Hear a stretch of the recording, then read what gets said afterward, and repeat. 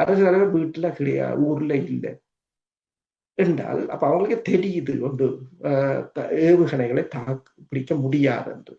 அதுக்குரிய முக்கிய காரணம் என்னன்னு சொன்னால், இப்ப ஆள் இல்லாத தாக்குதல் மாணவர்கள் ஏவுகணைகள், இன்டர்செப்டர் மிசைல்ஸ் எவ்வளவு இப்ப தீர்ந்து போச்சுன்னா ஒன்றும் பண்ண முடியாது. அதாவது இவ்வளவு வேகத்துக்கு தயாரிக்க முடியாது.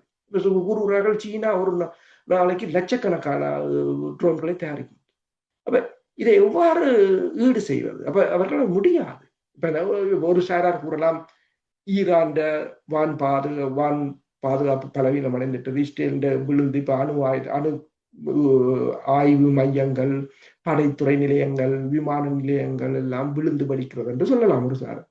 அதேதான் இஸ்ரேல் நடக்குது.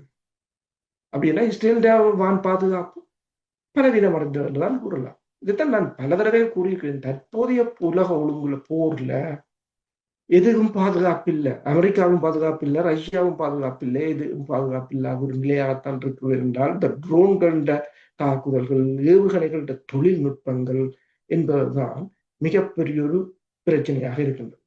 இப்ப இரண்டாவது நாளாகவும், அதாவது நாங்கள் கதைச்சது இவ்வளவு நேரம் முதலாவது